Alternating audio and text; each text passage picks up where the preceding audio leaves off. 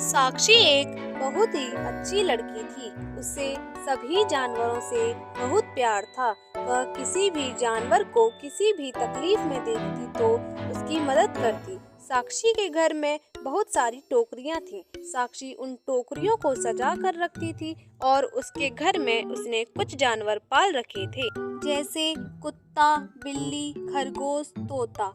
वो अपने सभी जानवरों को उन टोकरियों में रखती और उनके साथ बहुत खेलती। साक्षी के घर को सब छोटा चिड़ियाघर कहते थे। एक दिन साक्षी बाजार जा रही थी। रास्ते में उसे बिल्कुल छोटा सा कुत्ते का बच्चा दिखाई देता है। उसकी अभी आंखें भी नहीं खुली होती। साक्षी जल्दी से जाकर उसे उठा लेती है और कहती है, ये कितना प्यारा है, लेकिन इसकी माँ कहीं दिखाई नहीं दे रही।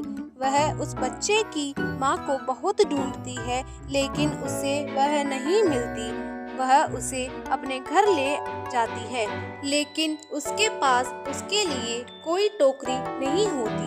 वह उसके लिए बाजार में बहुत सारी टोकरी देखती है, लेकिन उसे कोई टोकरी पसंद नहीं आती। वह मायूस हो जाती है और घर वापस आ रही होती है। तभी उसे मंदिर के बाहर एक बहुत ही सुंदर टोकरी दिखाई देती है। कितनी सुंदर टोकरी है, लेकिन इसे ऐसे कौन छोड़ गया? मैं पंडित जी से पूछकर ये टोकरी घर ले जाती हूँ। साक्षी मंदिर के अंदर जाती है और पंडित जी से पूछती है, पंडित जी, क्या मैं ये टोकरी ले जाऊँ? हाँ बिटिया, वैसे भी यह यहाँ पड़ी ही है, पता नहीं कौन छोड़ गया। अब साक्षी वो टोकरी घर ले जाती है और उसमें छोटा सा बिस्तर लगाती है और उस बच्चे को उसमें रखती है। जैसे ही वह बच्चा उस टोकरी में जाता है, वह इंसानों की भाषा में बात करने लगता है और बाहर आते ही फिर से वैसा हो जाता है। साक्षी चौंक जाती है और सोचती है, ये कैसी टोकरी है? एक काम करती हूँ, किसी और जानवर को इसमें डालती हूँ। साक्षी अपनी बिल्ली को उस टोकरी में रखती है। जैसे ही बिल्ली उस टोकरी में जाती है, वह भी इंसानों की भाषा में बात करने लगती है।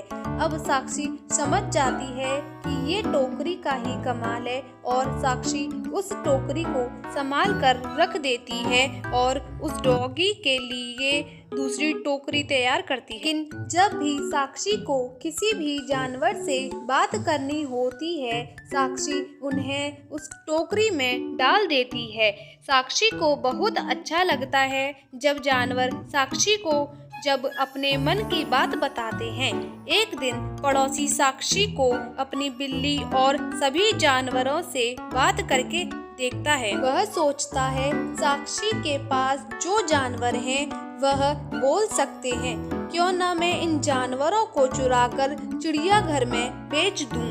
मुझे बहुत सारे पैसे मिलेंगे, क्योंकि बोलने वाले जानवर किसी ने देखे ही नहीं होंगे। अब पड़ोसी साक्षी के जानवरों को चुराने का प्लान बना लेता है और गलती से उस दिन साक्षी उस जादुई टोकरी को जानवरों के पास ही भूल जाती है। अब रात को पड़ोसी चुपके से जानवरों को चुराने के लिए आता है और जैसे ही वह जानवरों को चुराने के लिए सबसे पहले बिल्ली को हाथ लगाता है, वह बिल्ली बन जाता है और उसको देखकर सारे जानवर आवाज करने लगते हैं। साक्षी भागकर वहां आती है। क्या हुआ? तुम सब इतना तेज क्यों चिल्ला रहे हो?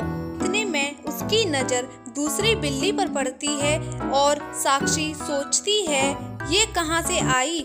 वह उस बिल्ली को टोकरी में बैठाती है और उससे पूछती है, वो कौन है? मैं तुम्हारा पड़ोसी हूँ। मैं तुम्हारे जानवरों को चोरी करने आया था, लेकिन पता नहीं कैसे मैं बिल्ली बन गया।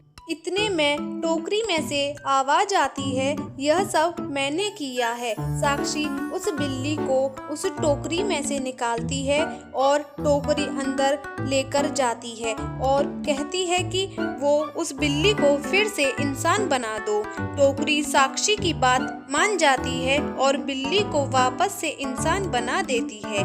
पड़ोसी साक्षी से माफी मांगता है और कहता है, मुझे माफ कर दो, अब मैं कभी ऐसा नहीं सोचूंगा और ये बात किसी को नहीं बताऊंगा। साक्षी उसे जाने देती है और उस टोकरी को सुरक्षित रख देती है।